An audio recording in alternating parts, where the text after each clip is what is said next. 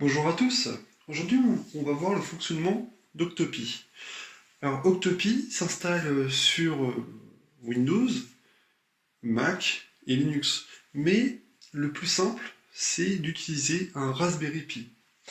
Donc, le matériel nécessaire pour faire fonctionner Octopi, c'est un Raspberry Pi 3. On peut aussi utiliser le Raspberry Pi 2 et d'autres, sauf le Raspberry Pi 0 qui ne fonctionne pas euh, avec avec Octopi. D'une caméra. Donc ça c'est une caméra qui se branche directement sur le Raspberry Pi. Donc voilà. Si on n'a pas de la caméra, on peut utiliser une webcam. Une carte SD de 7 Go ou 32 Go fera l'affaire. Un lecteur de carte SD, celui qui est fourni avec l'AlphaWise, fera l'affaire. Un cordon USB via imprimante.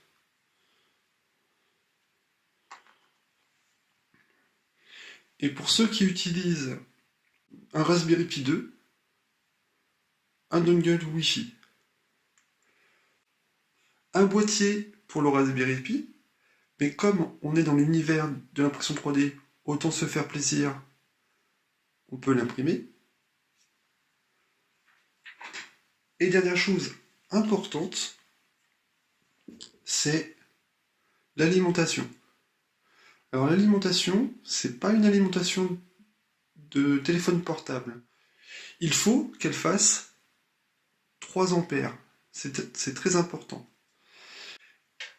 Et de préférence, d'avoir un petit interrupteur pour allumer et éteindre le Raspberry. Au niveau logiciel, il va nous falloir Octoprint, un logiciel qui va permettre de copier le fichier ISO d'Octoprint sur une carte SD, et un logiciel de traitement de texte avancé. Premièrement, on va aller sur Internet, rechercher Octoprint.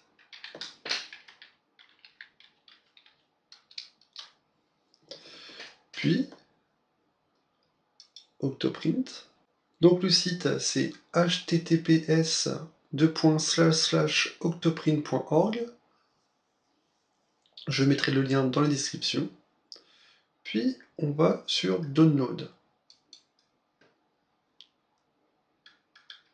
Donc ici, comme on peut constater, c'est marqué Raspberry Pi 0 n'est pas recommandé, comme je l'avais indiqué tout à l'heure. Mais il y a aussi apparemment le Raspberry Pi 3A+, qui est vraiment récent, qui n'est pas encore compatible avec Octopi. Donc on va télécharger Octopi.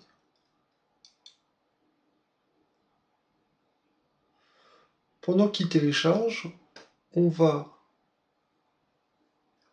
rechercher un logiciel qui va nous permettre de copier Octopi sur la carte SD. Donc ici, on l'a en Download for Mac.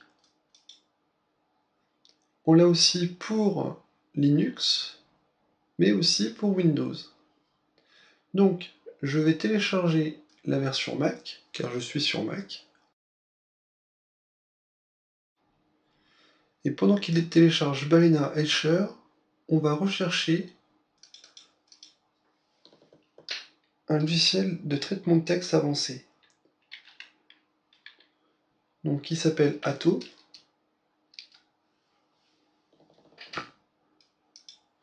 Donc, le site c'est https://atom.io.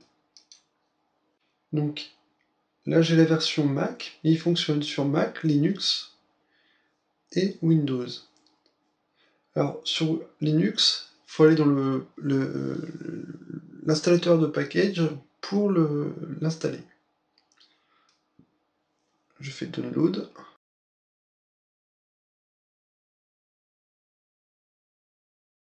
Une fois téléchargé, nous pouvons fermer notre navigateur,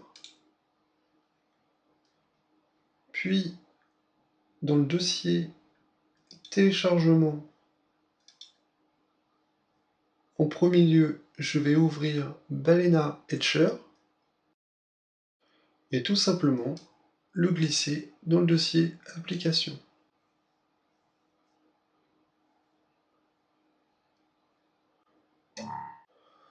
Nous allons rechercher l'application Balena Etcher, l'ouvrir, sélectionner l'image. Donc l'image, elle est ici. Donc c'est Octopi Stretch Lit 0.15.1.zip. Donc là, c'est pas encore l'image. Il faut avant tout la décompresser. Donc double-clic. Puis, une fois dézippé, nous allons prendre le 2018-04-18 Octopi Stretch Lit 0.15.1.img et tout simplement, dans Balena Etcher, rechercher notre image, puis l'ouvrir. Nous allons insérer notre carte SD, puis on appuie sur Select Drive.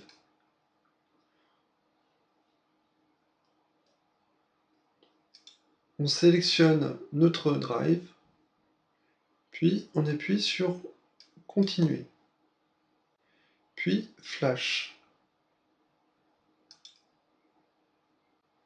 Mot de passe.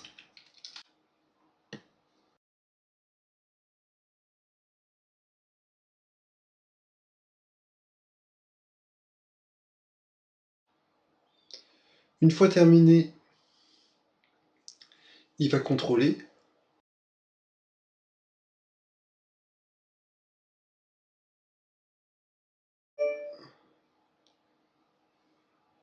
Et là, c'est terminé.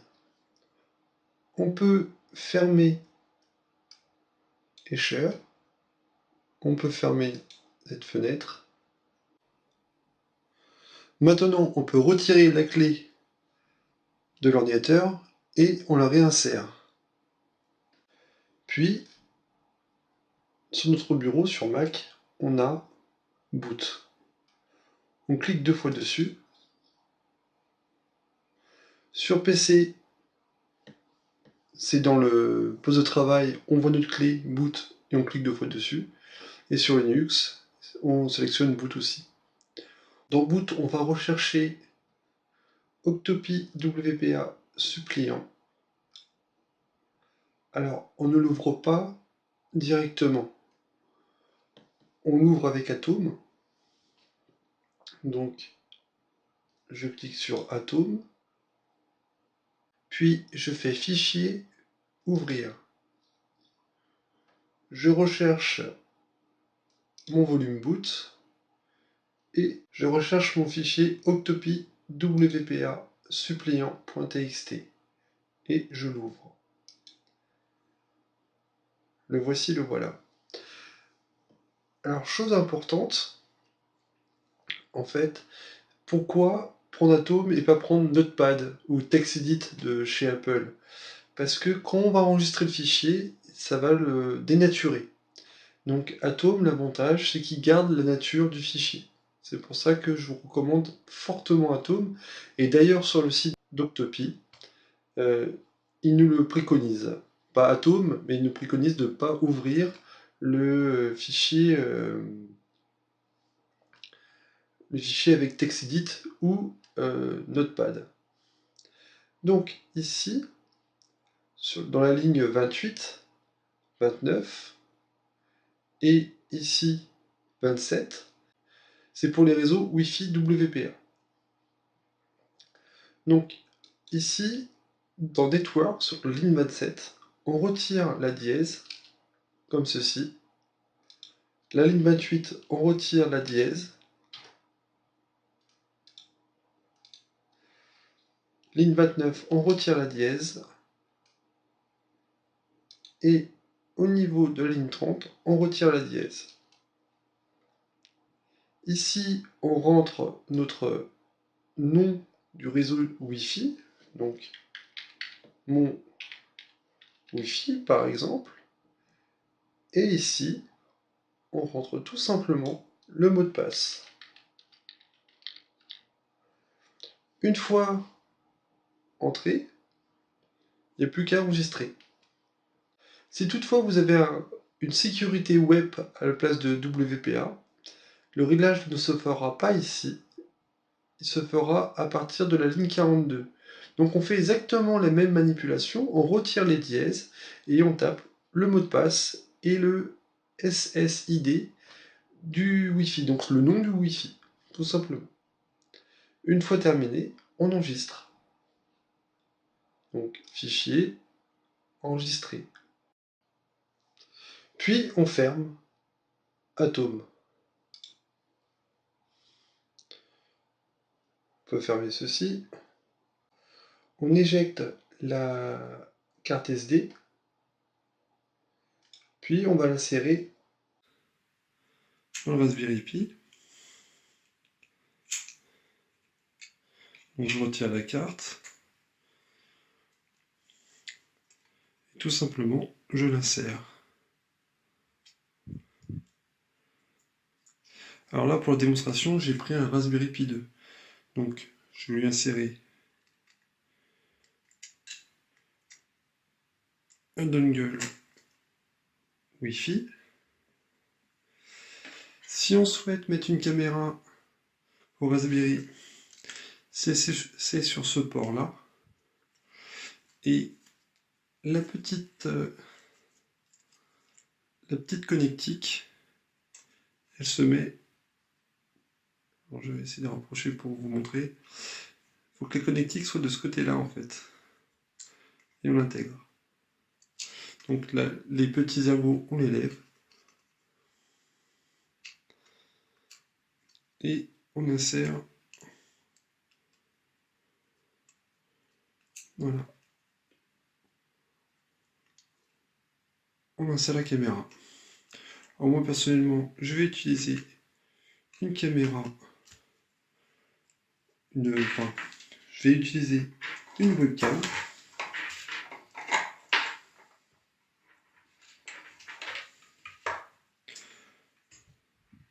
Donc la voici, la voilà. Bah, tout simplement, je vais l'insérer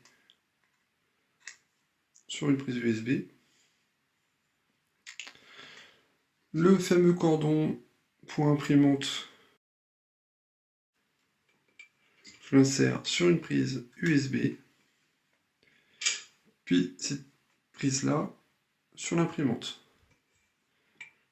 Et la dernière chose essentielle, l'alimentation.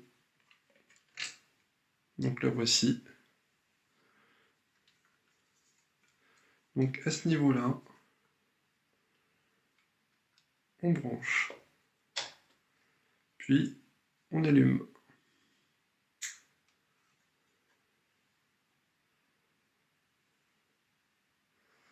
Donc là, on va allumer l'imprimante. On va attendre à peu près 2 à 3 minutes. Maintenant, on va rechercher l'Octopi sur le réseau. Alors, sur Mac et Linux, c'est très simple. On va dans Terminal, puis on tape ARP espace -A. Et ici, sur la liste du réseau, qu'on peut constater ici, j'ai Octopi. Donc, Octopi, l'adresse IP d'Octopi, etc. Pour PC, c'est exactement la même chose, sauf qu'il n'y a pas de terminal sur PC. Donc, je vais dans Démarrer, je cherche Invite de commande, puis je tape ARP-A. Et là, il m'affiche une liste. Bon, sur ce PC-là, je suis en mode virtuel, donc je ne le vois pas, je ne vois pas l'Octopi. Mais sur un PC en direct, on doit voir l'Octopi. Je ferme. Donc, comme j'ai l'adresse qui est affichée ici, tout simplement, je vais ouvrir un navigateur, puis je tape ici l'adresse IP que j'ai vue précédemment. Donc 192.168.1. Ce que vous avez affiché sur ARP-A. Puis je valide.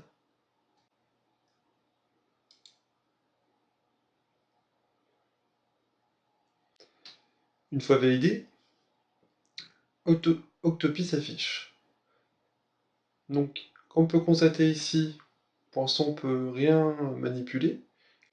Donc là, nous avons le Setup Wizard qui s'affiche. Donc, il y a chaque petit process à suivre. Donc là, il dit Hello, on fait Next. Là, on rentre notre username, un mot de passe, la confirmation du mot de passe, puis on appuie sur Keep Access Control. Keep Access Control Enable.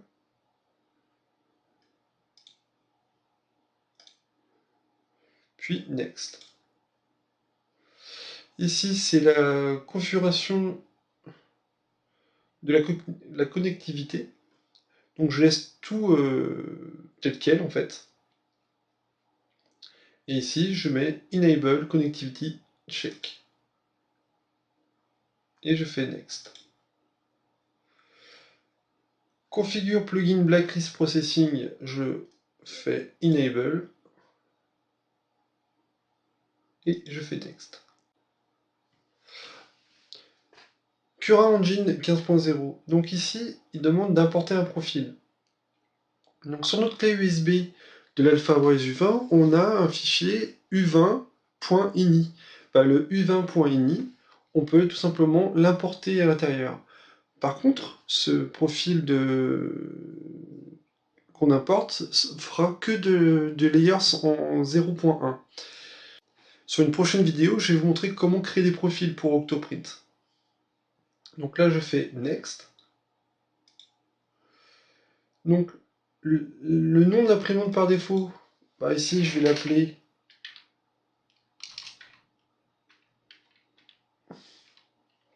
Alpha Wise U20, par exemple. Générique, ici, je vais l'appeler U20. Voilà. Identifieur default, je laisse tel quel default. Après, on sélectionne Print, Bed et Build Volume. Et on va paramétrer. Donc, Form Factor, on est en rectangular. Origine, Lower Left, c'est bon. Parce qu'on peut mettre soit Center, soit le Lower Left. Et nous, on est en Lower Left. Ici, c'est le plateau chauffant. Donc, on le coche. Et là, on va rentrer la taille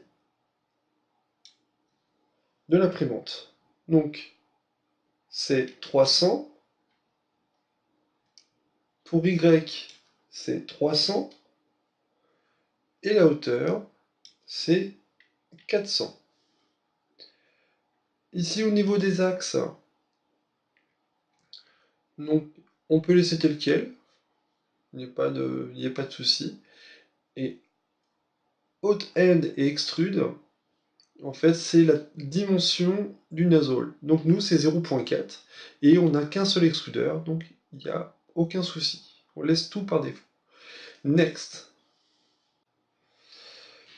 Donc là, en fait, on a un avertissement qui dit que même avec Octopi, on ne doit pas laisser notre imprimante sans surveillance, etc. Donc c'est une mise en garde. Donc faut pas s'inquiéter, c'est pas un mauvais paramétrage, c'est juste que là en fait c'est juste une mise en garde. Une fois que tout est bien paramétré, on n'a plus qu'à appuyer sur Finish. Et voilà. Donc là, l'imprimante est paramétrée. Dans une prochaine vidéo, je vais vous montrer comment créer un profil Cura pour l'Octopi et comment envoyer des G-codes sur l'Octopi. Si vous aimez cette vidéo, mettez un petit pouce bleu et abonnez-vous.